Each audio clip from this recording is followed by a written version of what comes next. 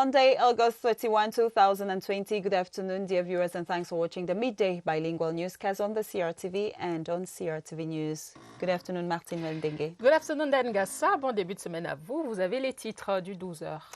Cameroon joins countries in the World Health Organization African region this 31st of August 2020 to celebrate the 18th African Traditional Medicine Day. This year's commemoration focuses on the need for research and development to enhance the role of traditional medicine in healthcare delivery. And our guest this Monday will be Professor Eso Elama from the International Relations Institute of Cameroon, IRIC. He will be here to talk about the 10th anniversary of the Department of International Cooperation, Humanitarian Action and Sustainable Development. We'll have another guest. He will be talking about made in Cameroon products, and you want to know what is a food processing engineer. He will be talking about the processing of watermelon into wine. And towards the end of this newscast, we will be taking you to Melong in the Mungo division to discover this beautiful and fertile land area. Don't you go anywhere. Let's have a quick breather. When we come back, we continue with the news.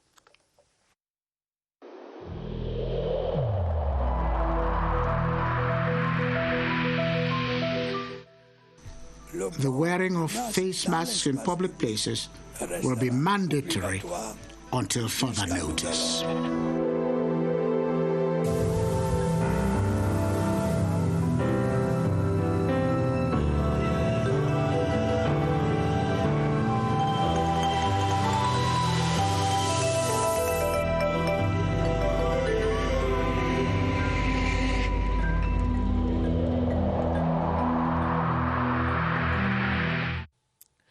Madame, Monsieur, bon après-midi. Merci d'être avec nous pour cette première édition du 12h de la semaine sur la CRTV. Votre fidélité nous honore.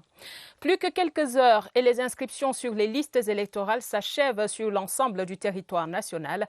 Le processus a été fortement marqué cette année par la pandémie du Covid-19. Décalage de 3 mois pour le démarrage des opérations, pas de campagne de proximité. Le contexte s'est répercuté sur les statistiques. Dans les antennes communales, moins d'une dizaine d'usagers enregistrés par jour. Ambiance de jour de clôture à Yaoundé 2 et 7 avec Daniel Menanga. Citoyens de la dernière heure cherchent voix au chapitre électoral. Quelques secondes plus tard, ça y est, à 9h30, Louis est le premier reçu ici. Il faut participer aux élections. Et la dernière minute, en fait, vous savez que c'est le jour de la clôture. Il fallait que je me précipite comme j'ai changé de résidence. Jour de clôture des inscriptions sur les listes électorales, mais les antennes communales sont vides. À Yaoundé 2, on enregistre cette dernière semaine moins que les 6 personnes en temps ordinaire. On comprend mieux à Yaoundé 7. Depuis le 9 avril, nous avons procédé à une sensibilisation. Il y a certains de nos agents qui ont sensibilisé les électeurs à travers des affiches. Et nous allons aussi élaborer des pancartes pour appeler les uns les autres à venir s'inscrire. Bon, malgré la pandémie, nous avons quand même eu environ 5 électeurs par jour. Globalement, dans notre antenne, nous avons une 50aine d'inscrits. Effectif des années post-électorales avec les restrictions imposées par la pandémie de Covid-19, ceci explique peut-être cela. Lutte contre cette pandémie, justement, les masques tombent et laissent paraître l'opinion des Camerounais sur les mesures barrières. D'aucuns pensent que le coronavirus a été éradiqué. Pour d'autres, le masque se porte uniquement lorsqu'il faut accéder dans certaines administrations publiques. Un relâchement général qui s'est accentué depuis plusieurs semaines déjà. Le constat de Laurence Okalia. Au marché de Nkoleton à Yaoundé, tout le monde ne se sent pas concerné par le port du masque. Ceux qui se plient aux règles le font de façon désinvolte. Les masques se portent sous le menton, comme pour prendre une pause. Une pause ou simplement la fin de la bataille. On peut dire que le corona est en train de finir. Le corona ne nous concerne pas, nous les Noirs. Chacun a ses petites raisons pour contourner les mesures du gouvernement. Il y a parfois que je porte, ça me met les blessures aux oreilles, ça me pique même. ça étouffe. Par contre, pour entrer dans les administrations, le passeport doit sauter au nez. Au ministère, c'est un peu très rigoureux parce que s'il faut entrer, si tu n'as pas ton cache-nez, tu ne pourras pas. Dans cet océan de négligence, certains sortent néanmoins du lot. La pandémie est là, c'est pas fini. Et ce n'est pas à nous de déclarer que c'est fini. Je crois qu'il y a des experts pour ça. Donc, quand on a d'abord déclaré que c'était là, c'était pas nous. Donc, je ne vois pas pourquoi aujourd'hui je viendrais déclarer que c'est fini. Il est donc plus important que jamais de rester concentré en attendant que les instances compétentes sifflent la fin de la partie. And we talk some politics in this newscast. By midnight today, the electoral register for 2020 will be closed. Prior to this, our reporter Beatrice Ngum scouted some Elekam council branches here in Yaoundé and says that for the last day, there was no effervescence as she visited 3 branches in Yaoundé 2, Yaoundé 7 and Yaoundé 1. Here is her report. At the Yaoundé 2 Elekam Council branch, the first potential voter walked in at exactly 9:33 a.m.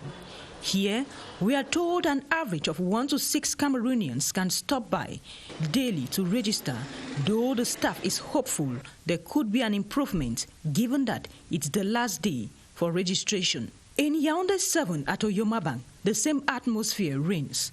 The staff is on seat, but potential voters are few and far between. Branch officials say the registration is timid because they've not been to the field for a door-to-door campaign because of COVID-19. They've reached out to the public only through flyers, reason for the low voters registration rate in the Yomabang branch.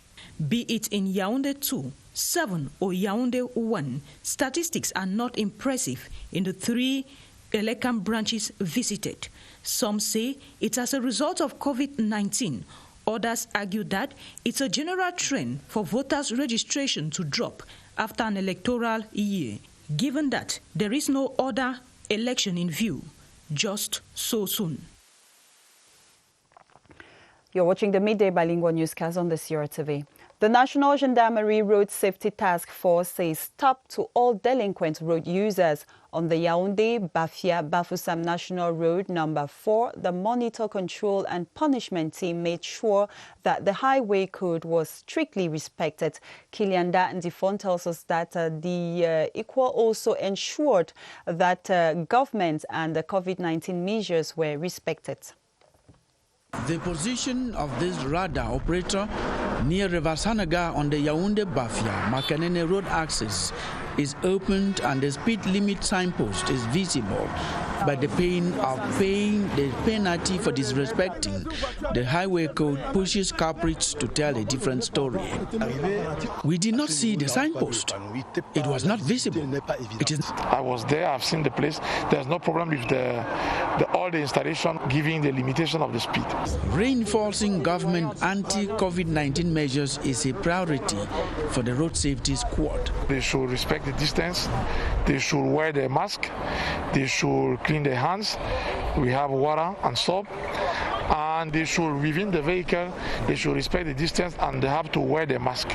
Systematic checks against dangerous weapons, fake and contraband goods is a daily business of the National Gendarmerie Road Safety Task Force.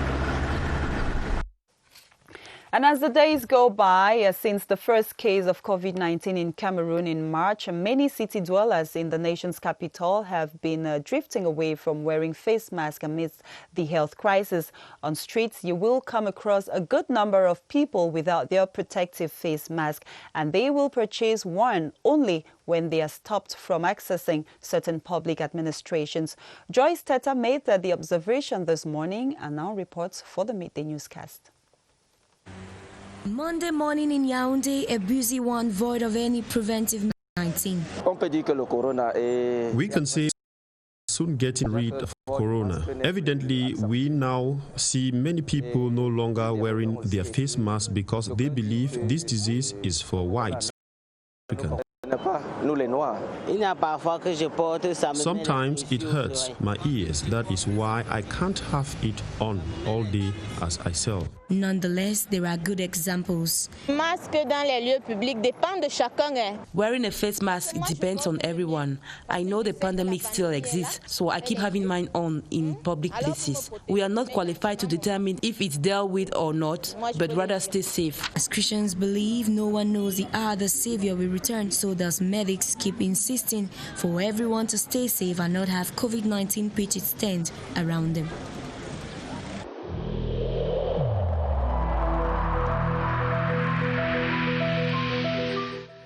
Il est essentiel que les mesures qui ont été indiquées soient absolument respectées par chacun de nous.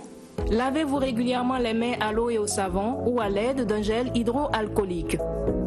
Restez à au moins 1 mètre de distance des autres personnes, surtout si elles toussent, éternuent ou ont de la fièvre. Si vous avez de la fièvre, de la toux ou des difficultés à respirer, consultez un médecin.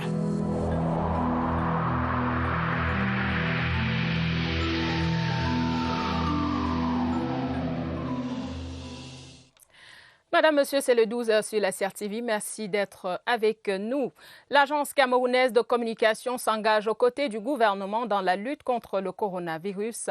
L'ANACOM a lancé vendredi dernier à Ngoumou, dans la Mefou et à Kono, région du centre, une opération baptisée Rentrée scolaire sans Covid-19.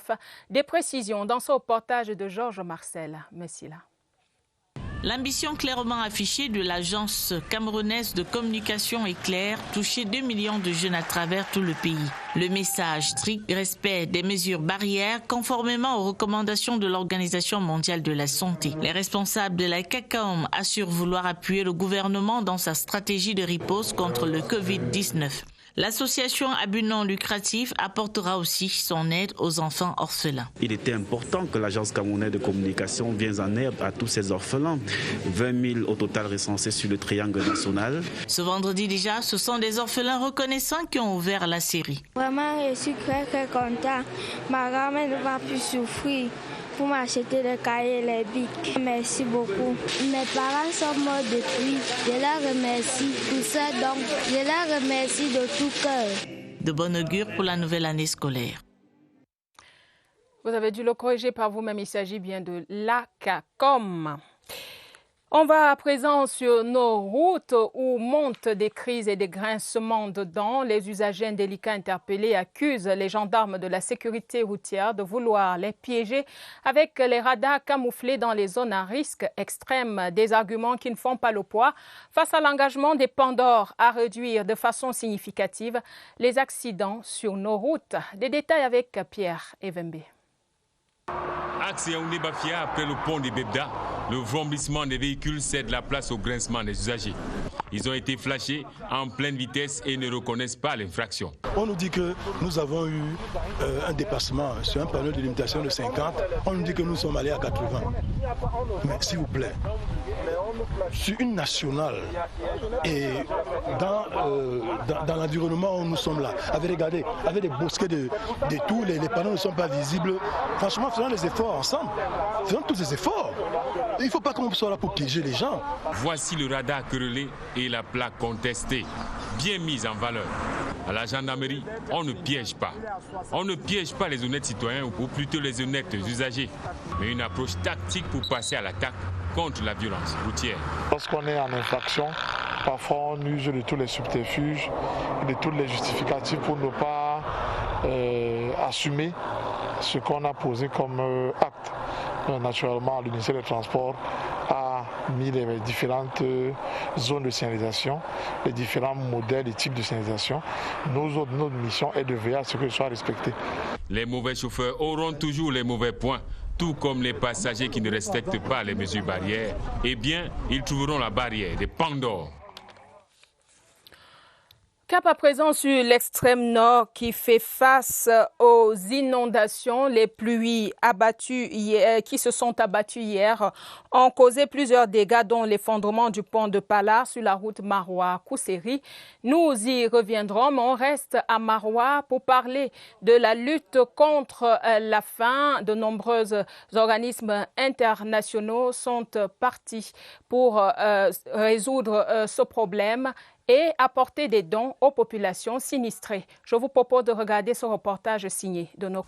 Arrive comme une solution innovante au cri de détresse lancé par les agriculteurs. Il constitue l'épine dorsale de la planification des politiques agricoles et puis aussi du suivi de l'agriculture d'une manière générale dans la région. Les dons pour les responsables en charge du secteur agricole viennent corriger certaines insuffisances et donc booster la production. Le suivi de la campagne agricole, tel que nous le faisons, est tributaire du suivi de la pluviométrie. C'est 112 pluviomètres qui vont nous permettre de densifier donc, la couverture en pluviomètre. Pour une utilisation efficiente du matériel reçu et qui participe à la lutte contre l'insécurité alimentaire dans cette partie du pays, des sites d'installation ont été identifiés avant une séance de démonstration. Notre premier invité déjà sur ce plateau, le professeur Esso Elamé, coordonnateur du Master CA2D, entendez coopération internationale, action humanitaire et développement durable à l'Institut des relations internationales du Cameroun. Bonjour et bienvenue sur ce plateau. Merci madame, bonjour. Pourquoi célébrer les 10 ans? On sait que le Master a été créé en 2010. Pourquoi n'avoir pas célébré peut-être les 5 premières années? Non, on a pensé célébrer les 10 ans parce qu'il fallait matérialiser un processus. C'est une coopération entre l'Italie et le Cameroun, entre l'Université de Padoue et l'Institut des relations internationales. Ce partenariat qui est né avec des objectifs bien précis, après 10 ans ayant formé 1800 étudiants camerounais et d'autres étudiants du Tchad aussi, de la RCA, du Gabon, il était temps pour nous de faire le point et de comprendre effectivement ce qu'on a fait et qu'est-ce qu'il faut faire pour améliorer la formation et répondre aux attentes, n'est-ce pas, du gouvernement camerounais en matière de développement. Le thème choisi donc pour cette commémoration, le Master CA2D, 10 ans de solutions intégrées pour le développement durable interculturel de l'Afrique. Est-ce que vous pouvez nous en dire un peu plus en quelques secondes? En fait, le Master est né il y a 10 ans. Et l'objectif c'était quoi? Former les experts en action humanitaire, coopération décentralisée et management environnemental. Il y a 10 ans, le Cameroun n'avait pas de problèmes humanitaires d'aujourd'hui. Il y a 10 ans, on parlait très peu de la décentralisation, de la coopération décentralisée. Il y a 10 ans, les problèmes d'environnement n'étaient pas encore des préoccupations. Vous vous rendez donc compte que le Master a anticipé par rapport aux problèmes du Cameroun. Parce qu'aujourd'hui, sur le terrain, 50% de ceux qui travaillent sur l'humanitaire sont nos étudiants, ceux que nous formons. En matière de coopération décentralisée, aujourd'hui, la plupart des collectivités territoriales décentralisées qui veulent une expertise de pointe dans le domaine, n'est-ce pas, de la coopération décentralisée, utilisent nos étudiants. Beaucoup d'entreprises et même des ministères et des organisations internationales, sur des questions d'environnement, font appel à nos étudiants.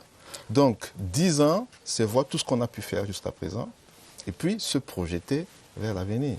Professeur Esso Elamé, dites-nous qui peut postuler à ce ou pour ce master? Le master est ouvert à tous les étudiants qui ont un diplôme de Bac+3, quel que soit, n'est-ce pas, le champ de spécialisation. Le master, c'est une opportunité pour se spécialiser dans des domaines qui sont prioritaires en matière de développement. Le master, c'est aussi une opportunité pour pouvoir être capable de créer soi-même son emploi. Et puis en plus, le master, pour les 10 prochaines années, donc 2020 et 2030, se donne aussi une stratégie bien spécifique.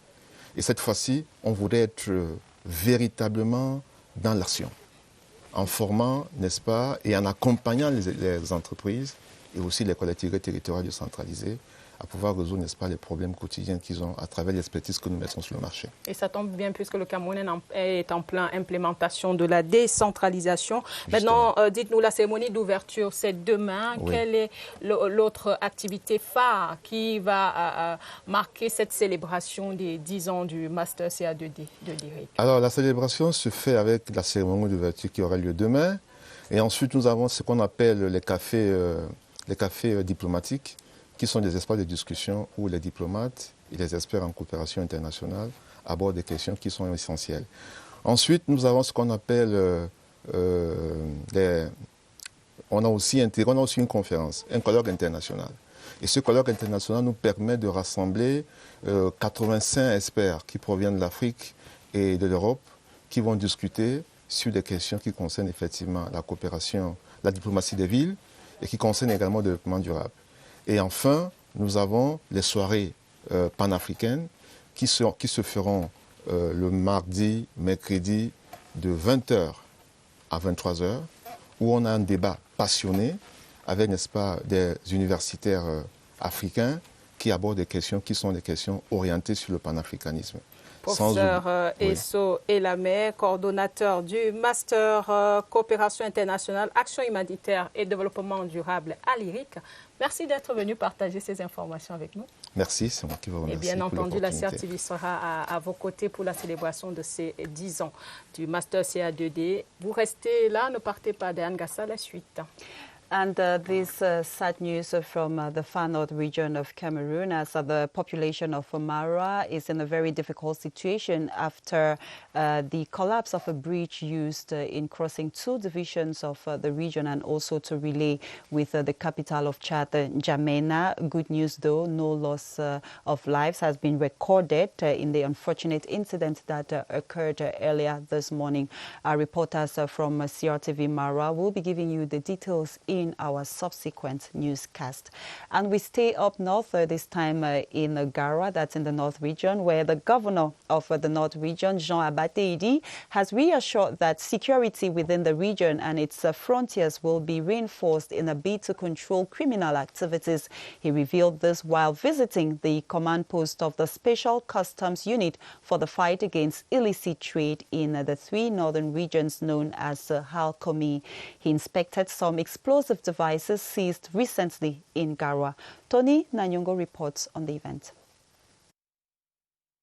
After a well-coordinated operation with support from the 3rd Combined Military Region, the North Customs Sector seized a truck in Garwa Winde carrying over 400 bags of rice en route to a neighboring country. They equally impounded vehicles, motorcycles, and material for the manufacture of explosive devices. It's a mission that has 2 main objectives. The first objective is the fight against smuggling, contraband. That's goods which are introduced into the national territory without passing through the customs offices. So we see these goods, we seize them and bring them here. The second objective is that of goods not authorized to enter the country. The North Customs Sector is equally tackling smuggling, according to officials, which will go a long way to counter organized crimes within the Adamawa, far north and north regions of the country. Since we are here, our warehouses are full, but we have about 2,000 bags of rice in Garwa. We are not only in Garwa, we are in Marwa and in Ngandre, so the 3 regions. Officials of the North Customs Sector say they are determined to contribute to the growth of the country's economy. And we now come back here in the Centre region and to talk about made in Cameroon products. A young Cameroonian, Bibi Martial Arnaud, is a food processing engineer, and you will be amazed to notice how he can process watermelon into wine. Let's get the details in this report by Gerald Nanji. A sip of the Bibi white wine means consuming a Cameroon-made brand. The wine obtained from watermelon is the brainchild of 30-year-old Bibi Martial Arnaud, an agro-engineer who graduated from Polytechnique Marwa. Clients, they like product, they need it, waiting for meeting. When we go to the market, we see many of watermelon, people like just eat it for fruit. I decided to help transform watermelon to wine. The product, which is at its prototype phase, is produced with rudimentary equipment. This is the refractometer. When I use it, is to have the real quantity of sugar, will give me the quantity of alcohol which I need. Bibi Martial Arnaud is a beneficiary of a presidential fund. With the money, he hopes to transform his environment by popularizing his brand. The Minister of PME Help me to support to develop the project. We can develop this company. Like many of his peers, they want to add value to the Made in Cameroon products. Merci à vous, Gérald Nandji. Et l'invité est avec nous sur le plateau, Martial Bibi. Merci d'être venu. Merci à vous de m'inviter. Vous êtes ingénieur agronome sorti de ce qui était encore l'Institut du Sahel, actuelle école polytechnique de Maroua. Dites-nous comment est-ce qu'on parvient à transformer la pastèque en vin blanc? Oui, en fait, il faut savoir qu'après ma formation en 2016, quand j'obtiens mon diplôme, je suis à la recherche d'un travail et tout naturellement, en cherchant, l'idée me vient de pourquoi pas m'auto-employer. Et c'est de là que je commence à chercher parce que mon parcours m'avait prédestiné déjà à faire un peu du vin, l'univers du vin à travers une brassicole de la place. Donc je cherche dans ce que je peux faire et l'idée me vient de faire un vin à base de pastèque. Là, je me lance dans les expériences, mais après, je ne suis pas très satisfait des premiers résultats de l'expérience. Et ensuite, j'abandonne légèrement. Et avec le Covid, il faut dire, il y a eu un besoin criard les producteurs qui n'arrivaient pas à écouler leurs produits sur le marché. Les pastèques étaient abondants sur le marché et pourrissaient pratiquement. C'est là que je dis, mais il faut faire quelque chose rapidement en urgence. C'est là dont je ressors mon projet et je commence à travailler, je l'ai amélioré et aujourd'hui, on peut obtenir ce qu'on a aujourd'hui devant vous. Est-ce que c'est déjà un produit fini ou alors est-ce qu'il y a des choses à parfaire encore pour que le vin blanc de pastèque puisse rivaliser avec les grandes marques que nous avons sur le marché en ce moment? Jusque là où j'ai pu arriver avec les moyens rudimentaires, le produit il est déjà là, c'est un prototype encore. Comme vous l'avez dit, avec le concours du chef de l'État, il a lancé le fonds prototypage, où j'ai été lauréat parmi les 20 meilleurs projets de l'année 2020. J'ai pu donc présenter cela et un fonds a été mis à notre disposition pour améliorer donc ce prototype qui, avec une industrialisation probable, va être donc rivalisable avec les produits importés.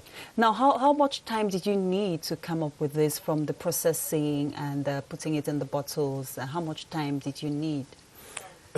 Normally, to the watermelon to reach the wine is 20 days. Oh, 20. Just 20 days. Yes. And when did you have the first bottle put on the market? Because now that you're showing it to all Cameroonians, yes. Maybe they want to know where they can have a bottle and to have a sip of it. Yeah. The first bottle was the 1st August. Okay. I've organized a small ceremony. August 2020? Yes, 2020. Okay. Yes, the first bottle. So I've organized a small ceremony to present the product to the customer. Mm-hmm. And now it's the second production. Great. Et la bouteille, on la trouve à combien et où? La bouteille, elle coûte 3 000 francs. Ceci parce que beaucoup de Camerounais se plaignent du fait un peu cher des produits locaux. Donc c'est mon objectif à moi de faire quelque chose de camerounais, moins cher, bon, et que tout le monde avec une bourse moyenne pourrait s'en procurer dans toutes les surfaces. Si, bien évidemment, j'ai pu avoir un soutien des financiers pour permettre de développer ce produit de manière à l'industrialiser à l'échelle internationale, nationale et pourquoi pas mondiale. Eh bien, félicitations à vous, le message est passé. Martial Bibi, merci d'être venu sur notre plateau. Les fins gourmets et les amateurs de vin vous ont bien regardé. Diane Gassa, la suite avec vous. And Martin, well, we are going to the Mungo division, and I think it's in line with what our guest is doing. We are talking about watermelons, and we are talking now especially about an area where the land is a lot fertile. You call the people around there the Mbo people. No, maybe we should have Maroua first. I was announcing at the start of the newscast that there is an unfortunate incident in Maroua where a bridge has collapsed. We now have our reporters who want to give us an idea of exactly what is happening in Maroua after the heavy rains. Vous avez raison, Diane Gassa. On va à Maroua où les pluies qui se sont abattues hier ont causé des dégâts, notamment l'effondrement du pont de Palar sur la route Maroua-Kousséri.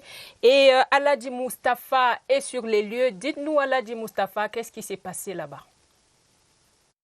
Bonjour et merci de nous passer passer l'antenne. Bienvenue à Maroua. Nous nous trouvons exactement sur le pont de Pala qui s'est effondré très tôt ce matin sur le pluie du Libyen. Vous pouvez constater les dégâts juste derrière moi. Pour l'instant, la circulation est interrompue sur cet axe qui relie la ville de Maroua à Kousseri, dans le Logo-Lechari, et même N'Djamena, la capitale tchadienne. Alors les automobilistes se sont obligés de contourner vers le centre-ville pour poursuivre leur chemin. Pas de dégâts, pas de pertes en vies humaines enregistrées, Dieu merci, mais les dégâts sont importants et ce n'est pas le premier pont qui s'effondre dans la ville de Maroua. On se souvient l'année dernière à la même période, c'était le pont du Misao qui s'est effondré, coupant un quartier de la ville de Maroua, coupant un quartier de la ville au reste de la ville de Maroua. Les travaux sont en cours sur le pont Misao en attendant les initiatives qui doivent être prises ici au niveau du pont de Pala, ou ici à Nadji Mustafa de la CRTV. And of course, it's actually a preoccupying situation over there in the Far North region, just like other parts of the country which have been hit by heavy rains and flooding. And our feature story we're announcing at the start of this newscast, it takes us to Melong in the Mungo division, a town reputed for its fertile soil, a huge farming population. And of course, we want you to meet the Mbo people and know a little bit more about their ancestors. Let's go over to Melong. The town of Melon is located on the N5 road to the north of Nkongsamba. It is in the Mongo division under the littoral region. It has a population of about 37,886 inhabitants. The native population there are mostly the Mbo people, who are a group of Sawa people that have established there. The soil is very fertile, and most of the inhabitants are engaged in farming. His Majesty Frederic Augustin Pandong is the chief of the Mbo community. He is the 5th chief to rule the Mbo people.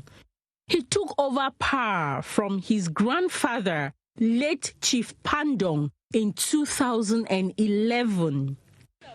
One can easily identify a typical Melon man from his lifestyles and activities. We people from Melon, right from our ancestors, I may say, are very welcoming. We have a legendary hospitality because we welcome people from all over the country, even beyond. We farm a lot. Okay. Yeah. In those days when coffee was still an economic product, we farm coffee. Farm coffee, Robusta coffee. When you come to us, you understand, and we receive you, don't look down on us. If you want to see the bad part of the Mbo man, look down upon him. What caught my attention are these group of men who have singled themselves out with their dressing. This uniform is called the Ngo uniform, worn only by palace guards. Our dressing here, you see the traditional dressing of Ngo.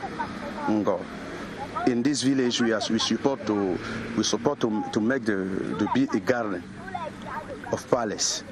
Yes. If someone need to come here, we support to know and touch chief to tell him, say, okay, you have stranger. The main meal eaten here is corn paste mixed with some cocoyam leaves, what is commonly called tenue militaire. This is loved and savored by all. The traditional meal is maize. It's a paste of maize where they put leaves, cocoyam leaves. We call it ekoka. Planning to visit the town of Melon? You will be loved even by children. Qu'est-ce qu'ils sont adorables. Merci à vous, Bitmiatam Tabara, pour cette belle découverte qui nous a menés dans le département du Mungo, région du littoral.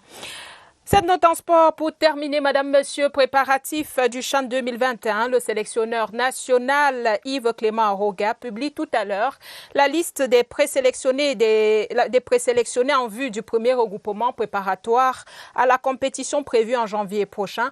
Ce sera en direct et en exclusivité dans le magazine Sport Club, diffusé en direct sur Sia TV Sports and Entertainment dès 14h.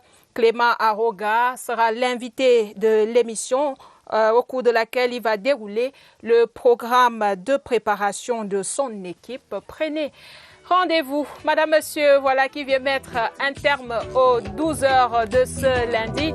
Merci d'avoir regardé. Bonne semaine à vous en compagnie des programmes de la CRTV et à demain 12 heures. See you tomorrow, Diane. See you tomorrow, Martin Wendengue. Have a beautiful day in the company of our programs.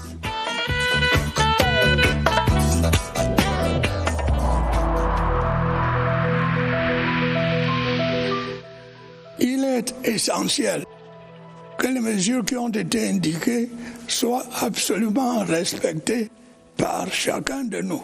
Lavez-vous régulièrement les mains à l'eau et au savon ou à l'aide d'un gel hydroalcoolique. Restez à au moins 1 mètre de distance des autres personnes, surtout si elles toussent, éternuent ou ont de la fièvre. Si vous avez de la fièvre, de la toux ou des difficultés à respirer, consultez un médecin.